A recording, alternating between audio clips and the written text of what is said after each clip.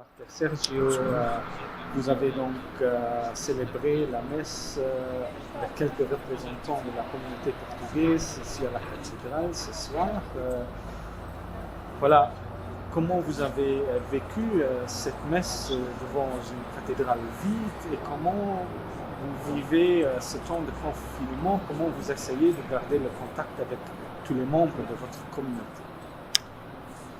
En premier lieu, nous sommes très heureux de venir ici pour célébrer parce que le problème, c'est pas un problème seulement à nous, c'est un problème à tout le monde. Mais je crois que nous avons quelque chose en plus, c'est la foi.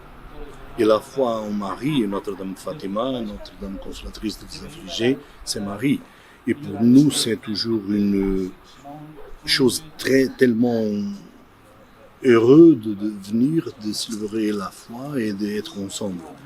Et puis, je crois que nous sommes tous dans le même système et heureusement, nous avons le nouvel, comment on dit, le Facebook et tout ça, et on peut, si on ne voit pas les gens, mais on sait que les gens nous regardent. Et ça, c'est aussi bon. C'est une façon de vivre la foi et c'est de faire aussi une église chez nous. Dans l'église, on n'a pas de gens, mais chaque maison, ils ont fait une église chez soi. E donc, pour nous, ça c'est important. E para os portugueses, eu acho que é muito importante que nós mantenhamos esta questão da fé, porque de facto toda a gente tem o mesmo problema.